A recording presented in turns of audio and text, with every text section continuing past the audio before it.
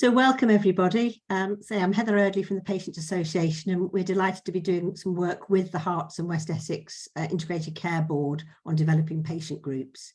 Now this is our sixth workshop now, and in one of our first workshops, Dr. Jen West came and did a short a piece at that workshop, and it was so interesting, and we felt it warranted a whole workshop on the topic of how patient groups can promote the healthy living agenda. So that's the focus of today, and we've left the programme fairly open so there's opportunity for discussion as well. But I would ask you to keep your microphones on, and if you want to speak, raise your hand or the little icon. So I think that's all from me. I'm going to hand over to Dr. Jen West, who will introduce yourself and the many roles that you hold at the moment, I think. Thank you, Jen. Hi, thanks so much, Heather. And it's great to see so many people joining us. Welcome. As we start, I'm going to be saying lots of things, and some of them might be complicated, some of them might be simple. If you think that I should slow down, that I should explain something more, please don't wait to the end. You know, either stick up your hand or put a comment in the chat, because what I don't want to be doing is talking about stuff that folks don't understand. And hey, I'm a GP, and I talk about things that people don't understand. I don't understand them half the time. So we've just got to be willing to say, hey, help, I don't know what you're talking about, and we'll slow down and try to make it a bit clearer. So let me share my screen.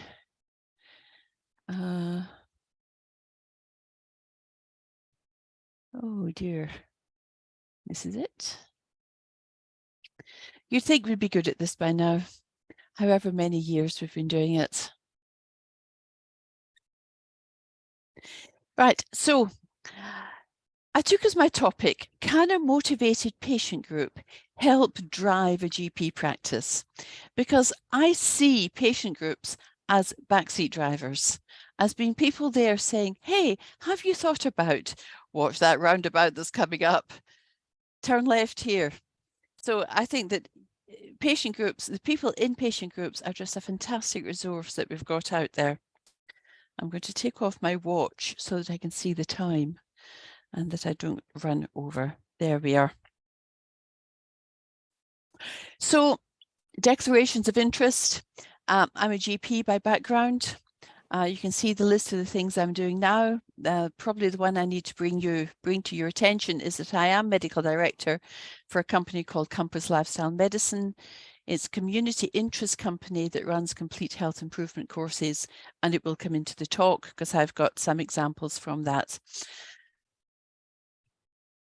And during this talk today, I hope that we'll learn a bit about long-term conditions, about what long-term conditions are, and discover that people often have more than one. We'll talk about inflammation or rust, because we're going to be using both words. We're going to discover the 6 pillars of lifestyle medicine and how learning about them and applying them to our lives can make a difference. We're going to explore what can be done in patient groups.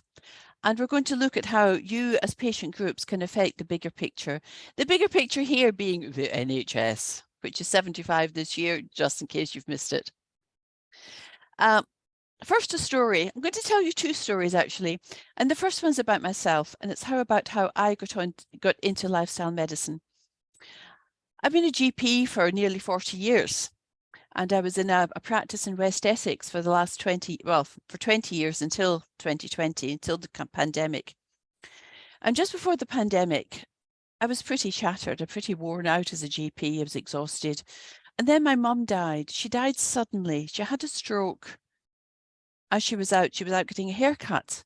And on her way back from the hairdresser, she collapsed in a shopping centre with a massive stroke.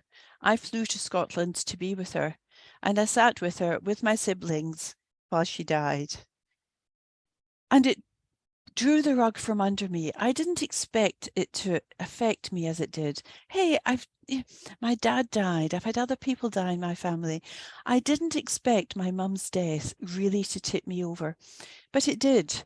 And I found that over the next few weeks and months, I just couldn't cope with work anymore. And I ended up resigning, taking time off. I was burnt out. I was exhausted. I was bereaved. We were in the middle of the pandemic. And I'm sure this will be ringing true for many of you. So I'm sorry if I'm hitting chords here. What I did was put myself on a decent diet. I stopped eating rubbish. I stopped eating Danish pastries and donuts, which I loved. I started eating really healthily. I lost 2 stones in weight. I took up walking and was walking 3 miles a day. I was doing Sudokus, crosswords, and over a period of 3 months, I just got better. And by the end of 3 months, I had my enthusiasm back, and it was a case of what shall I do next? And at that point, I discovered lifestyle medicine, and I discovered that what I'd been doing on myself, the diet, the exercise, improving my sleep, keeping my brain active, was all lifestyle medicine, and it had got me well again.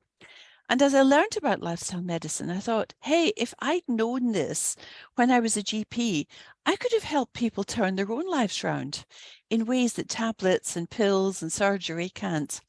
So that's my first story. My second story is about an Austin A40, in particular a red and black Austin A40 that we got when I was 10. My mum had decided to learn to drive. My dad was a marine engineer, which meant he worked abroad most of the time. So mum was the resident parent. There were 4 of us in the house. And she decided that waiting for my dad to learn to drive was going to take forever. And actually, he was away so much of the time, didn't matter anyway.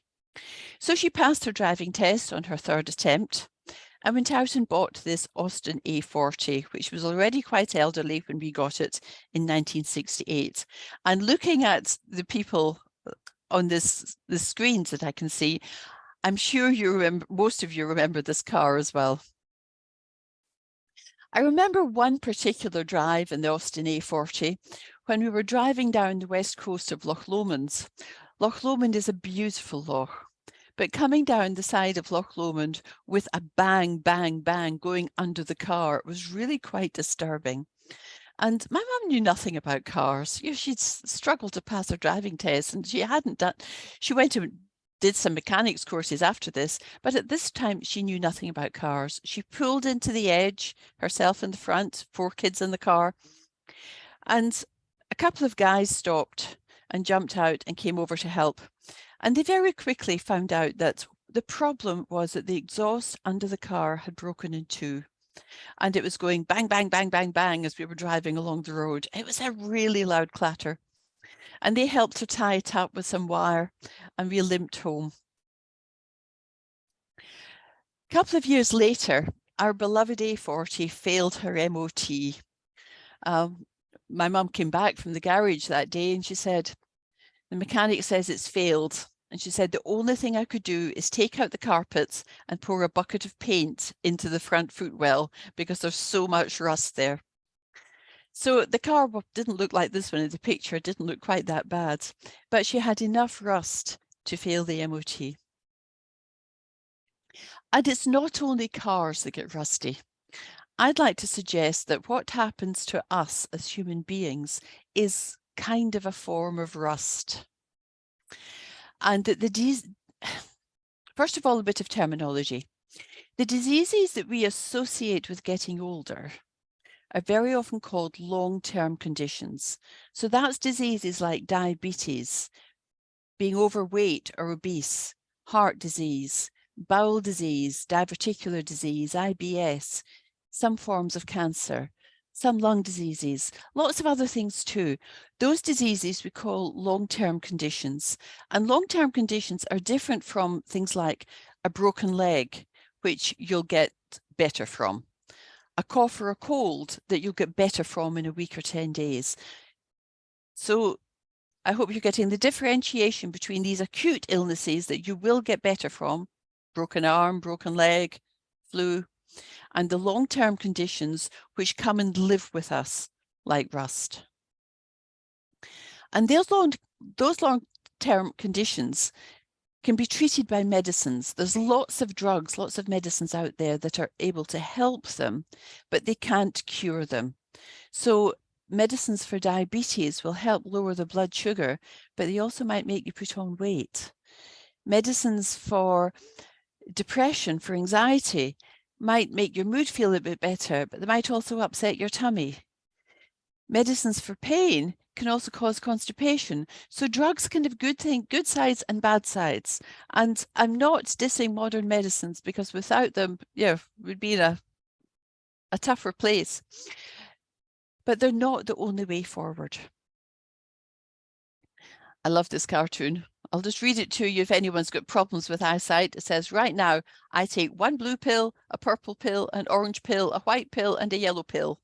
I need you to prescribe a green pill to complete my collection. And I don't know about you, but sometimes I feel like that in the morning, although most of my pills are white.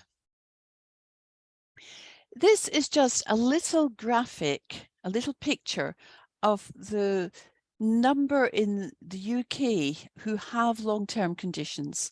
And you'll see on the left side that there's just under a quarter, 22% of the UK population suffers from at least one long-term condition. Then if you look over at the right side of the picture, you see that nearly 60% of people over 60 have at least one long-term condition. So that's something like diabetes or obesity or lung disease or gut problems that you're just living with, that are just there. We know they're not going to go away. And this is another way of looking at it. This is quite a complicated graph, but if you look at the right-hand side, this is as people get older, so the right-hand side is 85, left-hand side starts at 0. And you can see that as people get older, the number of illnesses that they have and the number of episodes of illness, the ETG stands for episodes of illness, the number of episodes of illness increases gradually over the years, and the number of conditions that people actually have also increases, as you can see by more colours. So the process of rusting, cars rust and fall apart. The process of rusting in humans is often called inflammation, that it's inflammation in our bodies that are leading to these problems. And we can have long-term, low-level inflammation happening in our bodies that causes all these conditions. I always wondered as a GP why it was that people often had more than one thing. Somebody would have diabetes and heart disease and be depressed. Somebody else would have lung disease and psoriasis, and then they develop dementia. And I often thought that it was just bad luck or the luck of the draw or whatever. But actually, what we know now is that the amount of low-level inflammation in our bodies can trigger these illnesses. And in different people, different illnesses are triggered first. So some people would start off with psoriasis, other people would start with arthritis, some people might start with heart disease, but it's all the same low-level inflammation that's causing it. And this is taken from the journal Nature. So I chose Nature because it's a well-known, reliable journal, and it's showing the same thing. It's showing that on the left-hand side, you can see health behaviors, being inactive, being overweight, having chronic infections, poor diets, poor sleep. These things are the left-hand cogwheel, and they drive the systemic chronic inflammation, the SCI, the low-level inflammation in our bodies, and that results in the diseases on the right developing: heart disease, fatty liver, autoimmune diseases, dementia. So go back to cars for a minute. I'll go to Buntingford Car Show most years when it's on, been going for many years now, and they've always got A40s there and Morris Minors, Hillman Imps, cars of that age, and they look immaculate. They look as they were when they came off the manufacturer's conveyor belt 60 years ago. And have you ever wondered what it is that makes them look brand spanking new? And thinking about it, I think it's the love that people put into them, the love and the care. And I like this series of pictures because here you've got a whole family who seem to be putting together this Austin A40 and looking after it. And the family, the community, it's often a community that if someone owns a car, they'll join the A40 Restoration Society or the Morris Minor Restoration Society, and together they put together their cars. They love them, they care for them. And this is moving on to health again. It's a bit like health because we know now that there's a number of behaviours or habits that affect our health and well-being. And those behaviours and habits we call the 6 pillars of health in lifestyle medicine. So we've got nutrition, what we eat, the food we put in our mouth. We've got physical activity, what we do, how much exercise we take, whether we do strengthening exercises. Managing stress, looking after relationships and social connections, getting restful sleep and social connection, and avoiding risky and the final one is avoiding risky substances. And the main risky substances around are alcohol, smoking, and sugar. Sugar is such a risky substance, whether it's in sugary drinks, whether it's in donuts, whether it's in cakes. And the next couple of slides is just pulling the same information from a huge number of websites, just to show that this just isn't my idea. You know, there's lots of thoughts, lots of ideas going out there. And what strikes me about nutrition, exercise, sleep, is that it's the same illnesses. Diet's poor puts you at risk of diabetes, heart disease, weight gain. You're not moving, no exercise. Same illnesses, diabetes, heart disease, weight gain, low mood. So not looking after the physical pillars, not looking after the pillars of health, just leads to this family of inflammatory disease. For so long in the NHS, the message has been, when you're sick, go and see a doctor. He or she will give you a pill. And so we've ended up with a sort of idea in our heads that go and see the doctor, they'll fix it. But I'm suggesting here that there's other ways of fixing health problems, other ways of tackling health problems, and that's through lifestyle. So here we've got this guy saying, to prevent a heart attack, take 1 aspirin every day. Take the aspirin out for a run, take it to the gym, take it for a bike ride.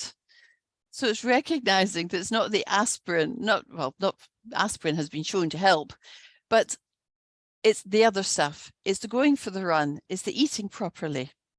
That's what makes a difference. The message of lifestyle medicine is very much take control of your health. It's don't trust somebody else to do it. Don't rely on somebody else to do it. It's something that we can do, each of us, for ourselves. We can eat a healthy diet, and a healthy diet is something that's plant predominant, mainly plants. So when we look at our plates, we should see vegetables as the biggest portion on it. We should see a dessert should have fruit and grains as the biggest bit in it. We're looking at getting more physical activity, and particularly over the age of 60, we need to be doing exercises that strengthen our arms and improve our muscles. We need to avoid risky substances, and that kind of goes without saying. We all know that, but it's what risky substances are, and we're learning more and more that the riskiest substances we all eat every day are sugar and ultra-processed food, and we just didn't know that 5 years ago. Getting restful sleep at night. We know that people who get 7 or 8 hours sleep at night get less dementia. We know people who get 7 or 8 hours sleep at night get less anxiety and worry. And we know that they control their diabetes better. It's amazing. We're looking at reducing stress and developing a healthy social network. And I think these things often go hand in hand, that if you've got a good social network, you feel less stressed. But it's also learning meditation, learning how to take time off, learning how to take time for ourselves. So a bit of a summary slide here. So we're managing chronic low-level inflammation by improving nutrition, by doing more active stuff, by looking after our stress, by looking to our relationships, keeping them healthy, by getting sleep and avoiding risky substances. I'm going to tell you a story about David. David was a guy I first met last June, so just over a year ago. And he came to a lifestyle group that I was running. His diabetes was not well controlled. He'd been diabetic for about 5 years and he was finding his blood sugar was just rising. His weight gain was going up because he hadn't eaten well during the pandemic. His doctor had told him he had fatty liver. He told me he had his hands like boxing gloves. He couldn't make a fist anymore because his hands were so swollen and painful. And this guy, who'd always been a mountaineer, out for bike rides every weekend, was finding it painful to walk, couldn't use the gym and couldn't cycle anymore. So he took part in the 12-week program that I was running. It's 12 weeks of education associated with a coaching call every week, a group coaching call.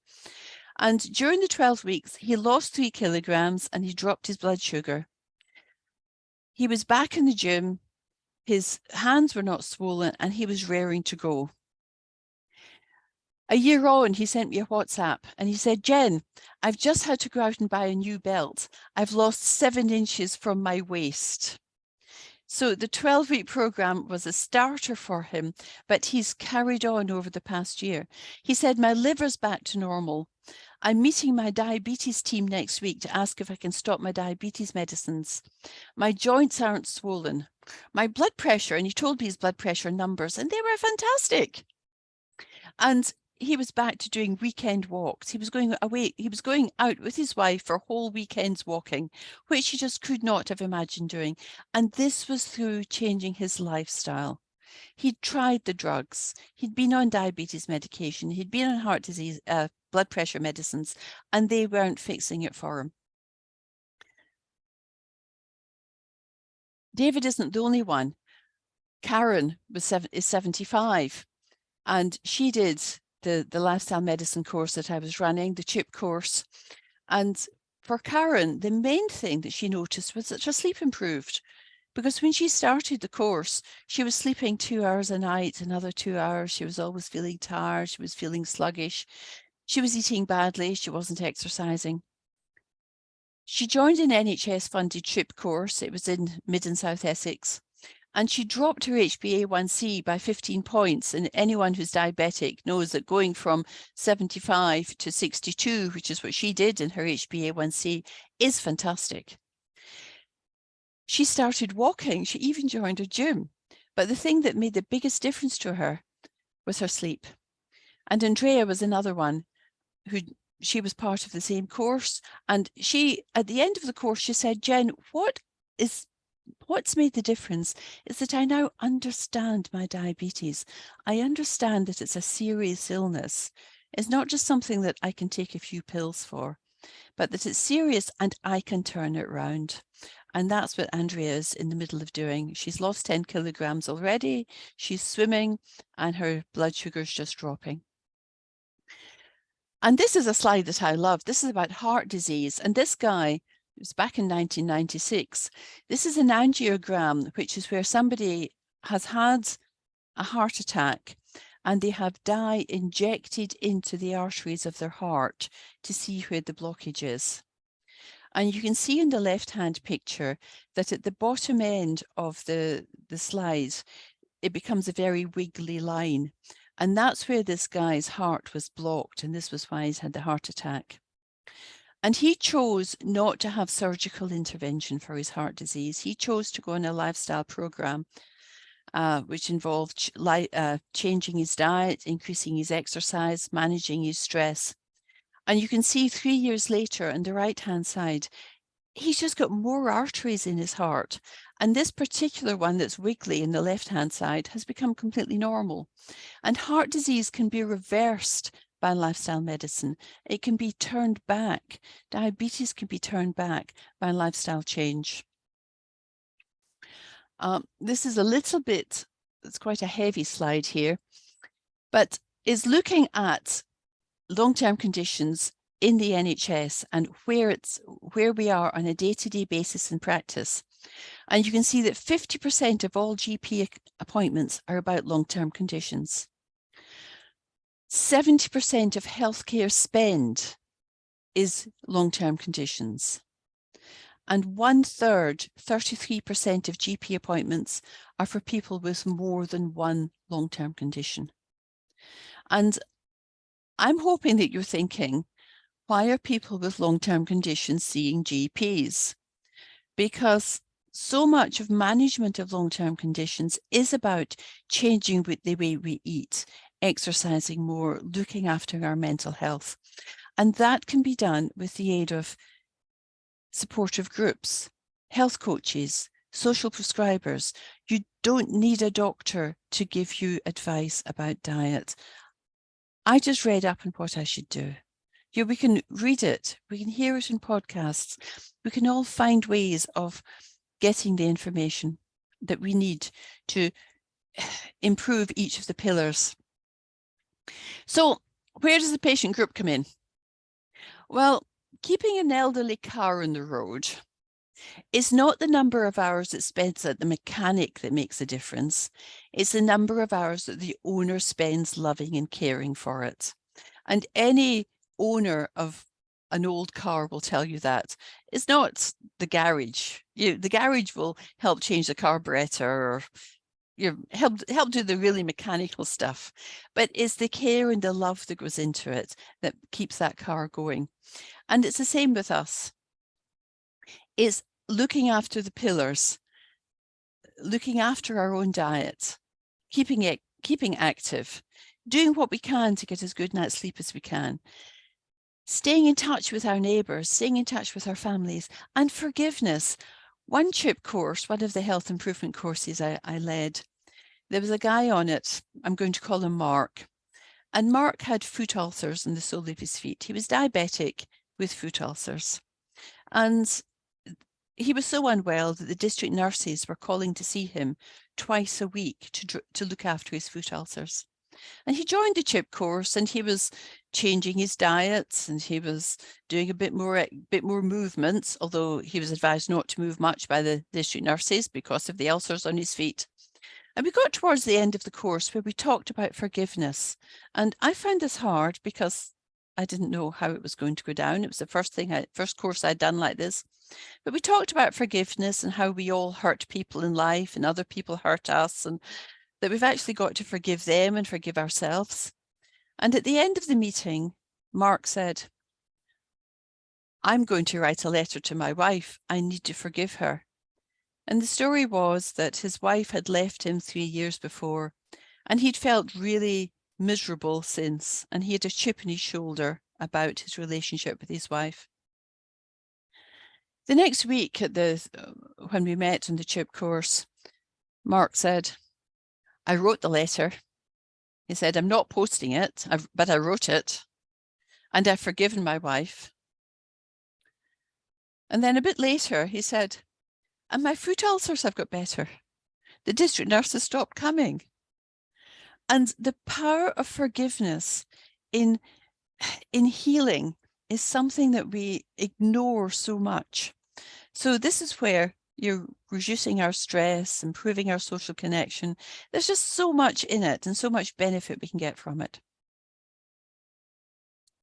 So where can the patient group have influence? How can you be backseat drivers?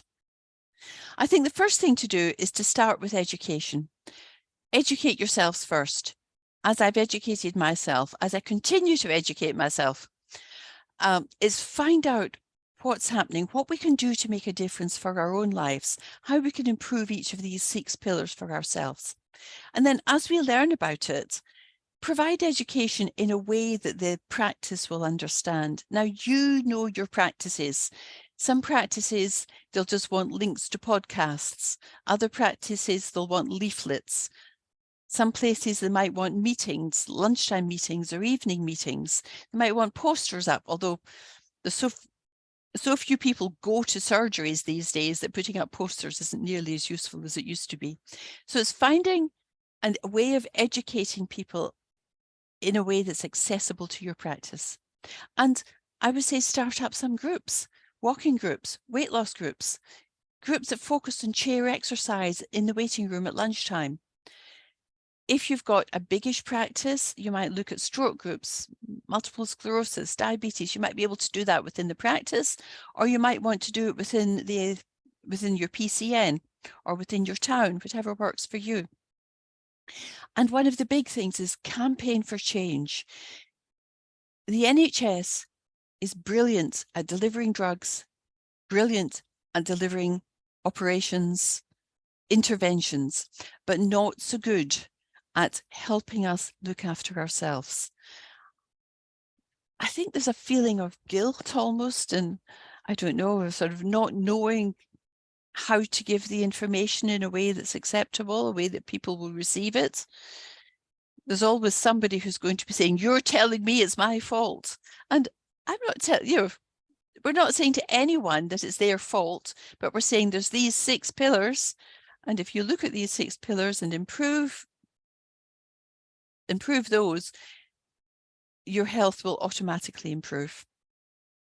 So I would say campaign for change, ask for local wellbeing courses, and ask for more intensive lifestyle change groups like the ones that I've been running for those who need it.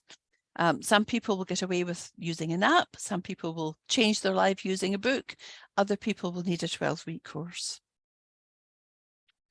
There's some education resources here. Michael Mosley on Radio 4, his Just One Thing podcast is a brilliant place to start, because he's looking at just one thing that's going to help you improve your life, help you improve your management of long-term conditions. And then there's the Doctor's Kitchen, which again is a podcast, and he's got some very good ideas, some very good ways of improving nutrition, improving health. There's the Chip Health, the courses that I've been running, part of Compass Lifestyle. And the last thing here I've got is something called Metabolic Health Guide, which is a very comprehensive. If you have listened to this and think, hey, I really want to jump into this and do it for myself, I'd suggest that the Metabolic Health Guide is the cheapest way to do it, but it also requires quite a lot of personal motivation. But it will take you through the journey around the 6 pillars and guide you in ways that you can improve your own health. So there we are. I think I was slightly over time, Heather. Apologies. No, that was fantastic, Jen. Thank you so much. Very inspiring. It's something I'm passionate about, and I know we've already got some questions in the chat box. So okay. Maybe we'll work through those first, and then if anybody's got any questions they want to put their hands up, there's those little icons.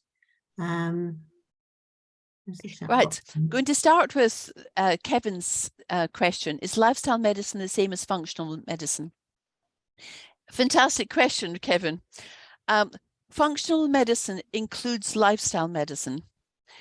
Functional medicine tends to add interpretation of blood tests as well. But it's very, the slightly different flavors of the same thing. Functional medicine specialists will go into, lifestyle medicine specialists do more about just how you are in the 6 pillars of health. Functional medicine people often ask for 24 blood tests too. PTSD and CRPTSD. What is CRPTSD, Liz?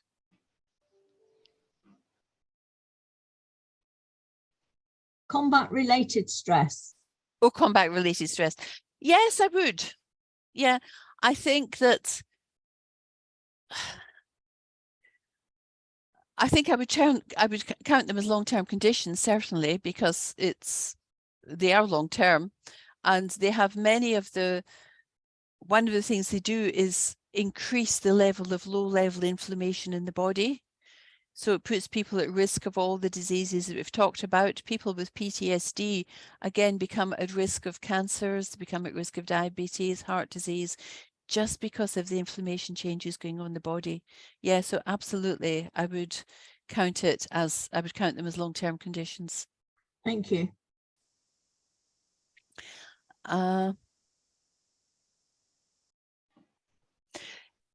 Yes, Rachel.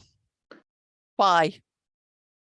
Yeah, why aren't we doing insulin resistance? Because we know that metabolic syndrome, you've just had a thing up about metabolic syndrome.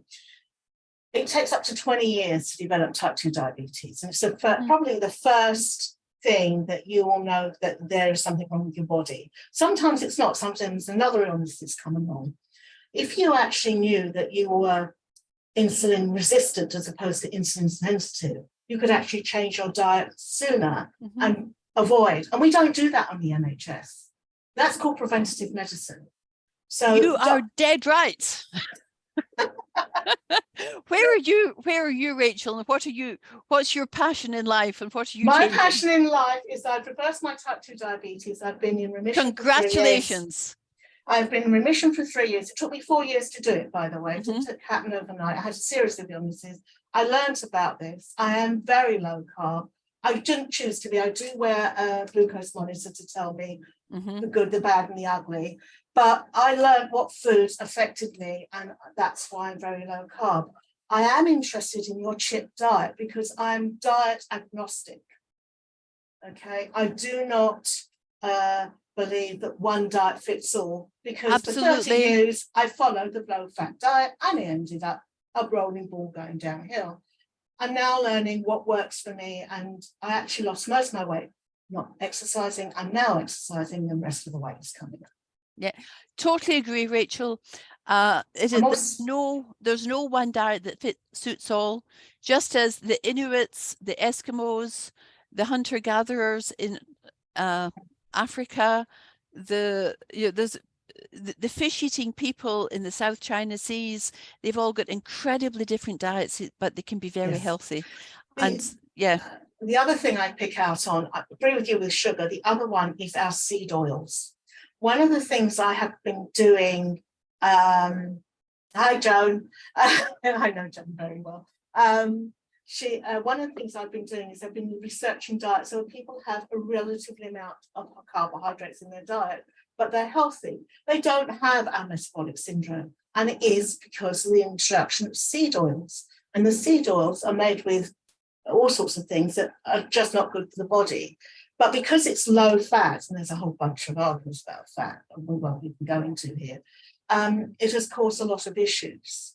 And I think we need to start looking at real fat that has been long-term, such as extra virgin olive oil, such as butter, such as lard, even coconut oil, such as sesame oil, even sesame seed oil is old-fashioned, it's been around for forever. But we need to look at those type of things a lot better, but be more honest about it. Thank you, Rachel. You're already on the journey. I'm going to move on with other questions. Monitoring, so this is Marianne. Monitoring and measuring progress at patient and practice level can be motivational, but not easy to collate and promote. Any suggestions on how it can be done? One thing that comes to mind is the I think it's Freshfield it's called, practice in... I'll put it in the chat for you.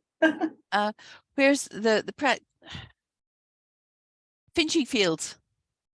The practice in Finching Fields has got or had got one of these thermometers outside it, and they were doing a sort of community weight loss project. And as people lost weight, they reported it into the central point, and the thermometer was moved up.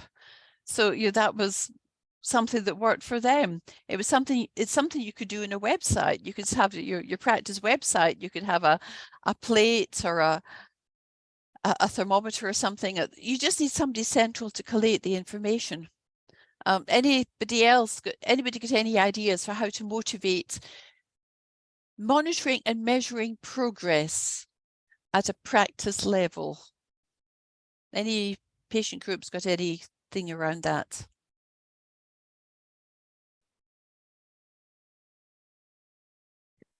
I mean, one thing that springs to mind is the stories. I mean, you know, Rachel's story, and I think the more we hear of these stories, and as you presented as well, Jen, so that's something that patient groups could be collecting.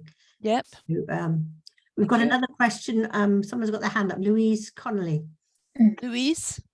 Hi there, everybody. Sorry, I joined a bit late. I'm Louise Connolly. I'm an occupational therapist, but I run the AHP faculty across Herts and West Essex. So this is all the allied health professionals, and obviously we've got nutrition and dietetics in the team. One of my questions, but also a comment, is that many health professionals that work across the system, we're also looking at making every contact count, which has definitely got this lifestyle and prevention element. Knowing that obviously people's time can be limited, but we are trying to make sure that this general advice is also given to all our patients and service users across health and care. And so I suppose I was just thinking about this joined up strategy, because I'm also working as part of the frailty work across the system, and we're trying to encourage that prevention rehabilitation element, which also links into this lifestyle work. I wondered, Jen, if you could tell me maybe how, you know, from a strategic perspective, that we're trying to think about this piece for, are we targeting particular populations, or are we looking at this more generally? Because I understand, and I think obviously the work and people participating in groups, I've been involved in prehab and cardiac rehab over the years. So, you know, I know what the benefits are, but I'm also just thinking about that whole inclusion and more hard to reach groups.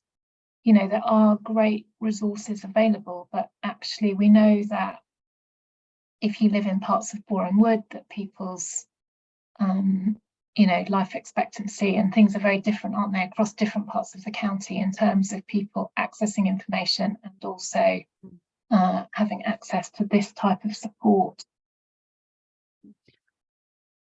I recognise that it's a challenge. To me, I think education is absolutely key. I think we need to educate our Prime Minister and Health Secretary. I think they need to be knowing that this is where the battle is. Rishi Sunak, Steve Barclay need to, government policy needs to be around lifestyle rather than how many thousands of people can get Ozempic. If we could reduce everyone's sugar intake, we do more good for less money than any number of injections of Ozempic, which is a weight loss drug. So I think we need education at the top. Then we need education of GPs, because GPs still see or speak to more people than anybody else. And as long as we've got GPs automatically doling out drugs, and hey, I've been a GP, I know what it's like at the end of surgery, and it's much easier to give a medicine than to give somebody, it's much easier to say, okay, you have this medicine, you had it last time and it worked, rather than give them 10 or 15 minutes of information. So one of the things I do is I educate GPs, and I speak to any PCNs, I'll speak to any groups of GPs, I'll speak to any practices and just get some debate going there. You're with the allied health professionals, Louise. I think upskilling the allied health professionals, because some of them have got fantastic levels of knowledge and others don't. So I think getting a standard of allied health professional information so that they're all saying the same thing. The number of times I speak to a pharmacist who is just about increasing a statin dose. Here, take more of this pill. And he hasn't asked about someone's diet. Yeah, so there's a story, isn't there, that if you've got a hammer, everything looks like a nail. Yeah, and if you're trained as a pharmacist, it's very easy to make everything have a drug solution. If you're trained as a GP, we are trained that drugs are the solution. So it is learning new things. So it's I think education is really at the core here, Louise. And I suppose that's the role for the patient groups as well, which was the focus of today, wasn't it? I know a lot of patient groups are already running health information fairs, information evenings. But it's not just information. It's not information as the traditional way of information, as I don't know. It's proper education about the stuff we know about now, about exercise being so important. And a lot of lifestyle medicine is about exercise being the #1 change. If you can get somebody walking to the front door 3 times a day instead of just sitting there using their automatic remote, if you can get somebody starting to go outside the house and walking down the front path a few times a day, increasing it. And people who are fitter than that should be doing couch to 5K, should be, increasing it. We shouldn't be. I'm not saying to everyone that walking around your house is enough, but if you're not walking around your house is enough. Doing stand up, sit down can be enough. So it's getting in at the right level and changing diet, eating a few less sausage rolls, stopping buying donuts. There's the simple stuff there that it does make a huge difference. Let me calm down. I'm going to continue the questions here. What do courses cost? Can social prescribers prescribe them? At the minute, the bad news is that there is no health and wellbeing course available in Herts or West Essex. There's a wellbeing course in development. I'm part of the Hertfordshire Wellbeing team with Richard Pyle, Dr. Richard Pyle, and we have filmed a course. We're now putting together slides to go with it. But health, as in the NHS, is refusing to pay anything towards it. Public health, we hope, are going to give us some funding, but health is not funding this side. So this is something that patient groups can be asking for. We need education courses, and ask your I can let Heather know some people to badger with your questions. If you're wanting to know who to campaign against, I can give you some ideas, because we need funding for it, rather than just we'll start using this new drug. Yes, only one person in Hertfordshire is going to get it next year, because only one person in Hertfordshire is going to have this very rare cancer, but it's going to cost £2 million. Hey, there's and I'm not saying that person shouldn't get their drug, but we also need funding for the common stuff that's going to help us change. Yes, it should be taught at school and as part of our general education, Joan. You are dead right. What have you been doing with your boss for 10 years? Doing lifestyle medicine with my boss for at least 15 years. I'm sorry, Joan, my double meaning mind has gone down to all sorts of things here. What's your boss and what have you been doing lifestyle medicine in? If Joan's still here.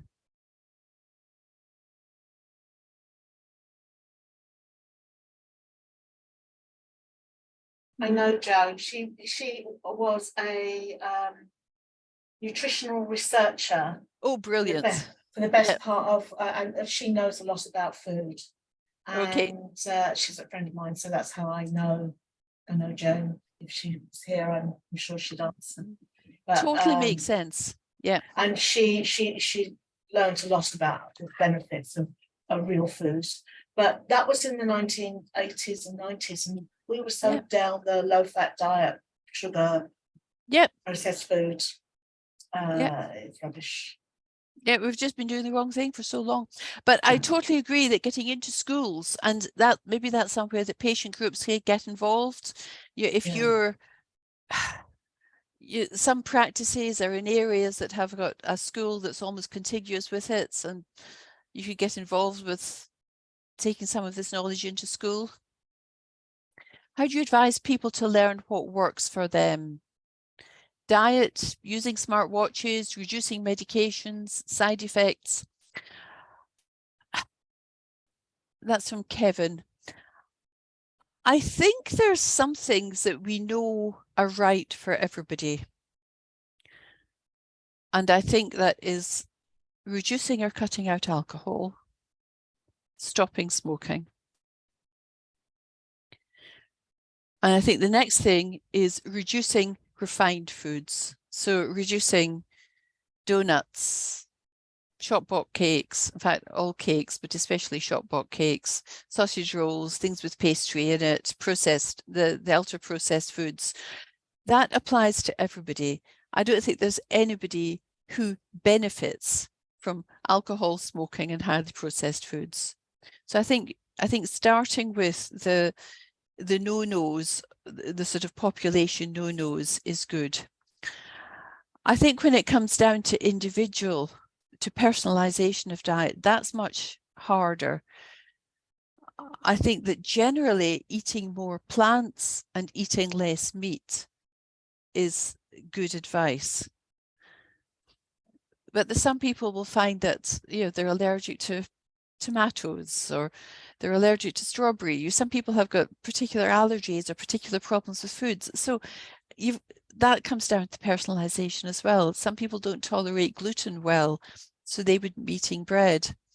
So I think there's some more specific advice that's more difficult to get hold of. But the general stuff, if everybody we knew did the general stuff, we would be much healthier as a population. Kevin, do you want to add anything else? Or yeah, it was. I mean, I used to test computer software and what have you. I'm a bit of a tester, and I wondered if we could actually help people to know better how to take foods out of their diet, how to introduce them back in again, how to monitor the impacts of that. There are many people now who are on meat-only diets, and it's helping them.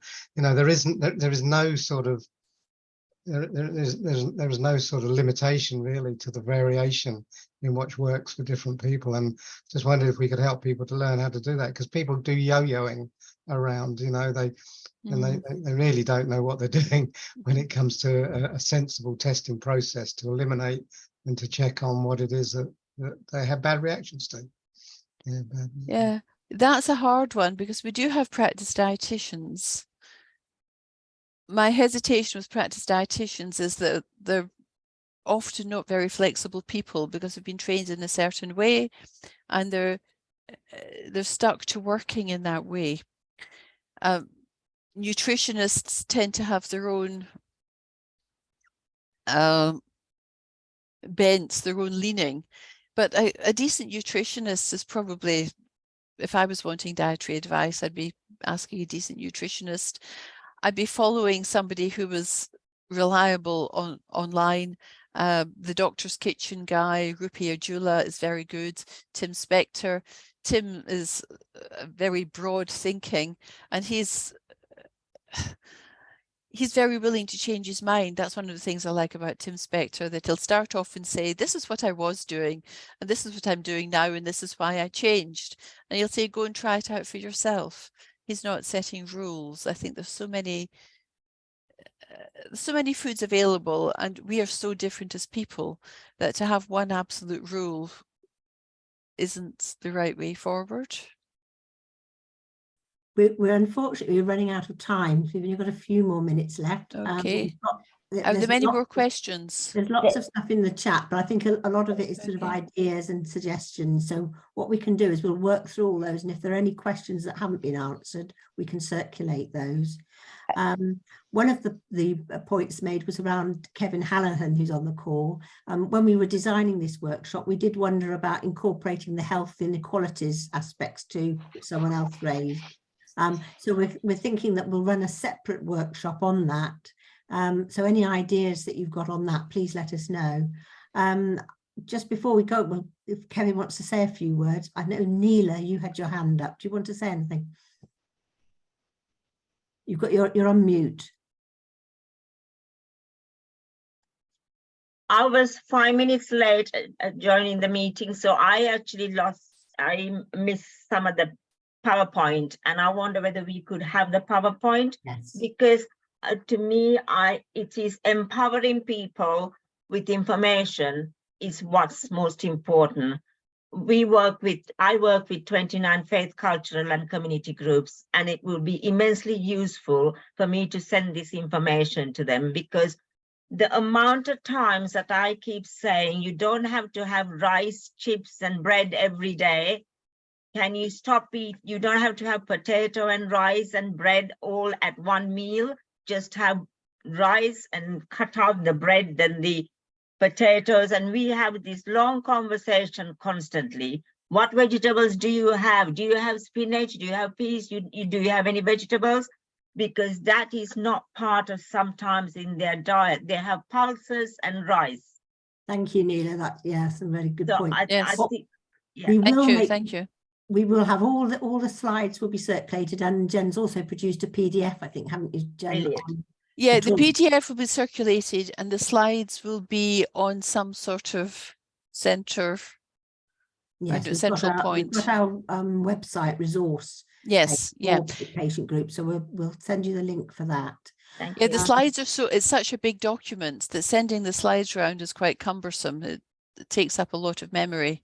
Whereas if But we can put it on the website, you'll be able to just click on the link. I mean, one of the other suggestions in the chat was from Alan Bellinger, who was saying, you know, could we produce something with you that could be circulated to all patient groups? I mean, I think this recording in itself will be very useful. And you can all share that with your patient groups, and we'll have further discussion about other workshops. Kevin, could you just say a few words about your role and what we might be able to offer for next workshop around health inequalities? Yeah, so hello everybody, my name is Kevin Hallahan. I'm Health Inequalities Lead for Hearts and West Essex ICB. So as Health Inequalities Lead, I'm very much kind of focus a bit on inclusion health groups, so that be Gypsy Rome traveller communities, people from an ethnic minority background, and how there's systemic structures in place that prevent them from accessing health in a way, and how we can tackle that and how we can work together and kind of in partnership to connect people with appropriate health. And I think the lifestyle aspect is really, as Jen has been talking about, it's a fantastic opportunity and one that can be made more of. I think there's some fantastic success in the system, particularly within St Albans, for example, around some diabetes prevention stuff that's happening with the ADA Club, and that kind of that tailored dietary support that supports people accessing just better nutrition and understanding how they can kind of tailor their diets for their cultural needs, etc. So, I mean, I'm very much keen to come back at the next session to talk about health inequalities, very keen to hear what people would like to know about. I'm very keen to talk about maybe how PPGs can, how the people that partake in PPGs support the conversation on if the people who are accessing or who are engaging in the groups are truly representative of the population that accesses the practices, and if there's something such as barriers or some improvement or some engagement to kind of make the voices a bit more diverse.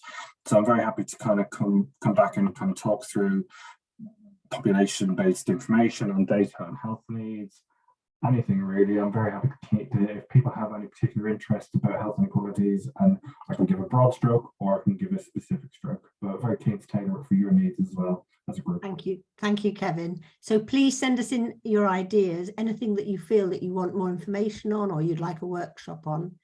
I just want to thank Jen for the input today, which has been fantastic. I don't know if you want to say anything else, Jen, before we finish. Just thank you for being a great audience and being so willing to think outside the box, because this is still, folks, outside the box. So everyone who's doing something is a pioneer. It shouldn't be the case, but it is. This is where we are in the NHS, and there's just so much pioneering that we can be doing that's going to improve health for all those around us. And Kevin's area of work, he's got so much expertise in this, and wherever we are, there are health inequalities is people who can't see, can't hear, don't use digital communications, can't read. I'm amazed how many people in my practice used to say to me, I can't read this, but give it to me anyway so my husband can read it for me. We shouldn't take it for granted that everyone can read. People who don't speak English as a first language, people who speak English as a fourth language, hey, they're multilinguists, but they need a bit of extra help getting this information across. So Kevin, I'm sure Kevin can bring in lots of other people, areas with inequalities as well. You know, I've only given the ones off the top of my head. So I think that taking this message and applying it to all of us, because many of us are part of that unequal group who might be that we're housebound or whatever. A huge kind of topic that we can talk around. And it covers the broad spectrum of cradle to grave, including children. So anything that people are interested in knowing a bit more about, I'm very happy to connect people with. And I think that partnership approach to kind of, if no one person or no one system can tackle health inequalities, it's 20% of people's journey is health issues, but 80% is the wider determinants and built environment, etc. So there's lots that we can do that isn't necessarily focused specifically on health, but it definitely impacts on health and well-being. So yeah, very happy to hear from people. I've put my details in the chat. I'm very happy to kind of hear from people via email, whatever topics they want covered, and I'll start building something that, you know, meets the needs for the group. Well, thank you very much, Kevin, and to Jen, and to all of you for taking part today. I think it's been a really interesting topic, and hopefully we'll see you again soon at the next one. So goodbye and thank you. Thank you, Heather. Bye-bye. Thank you.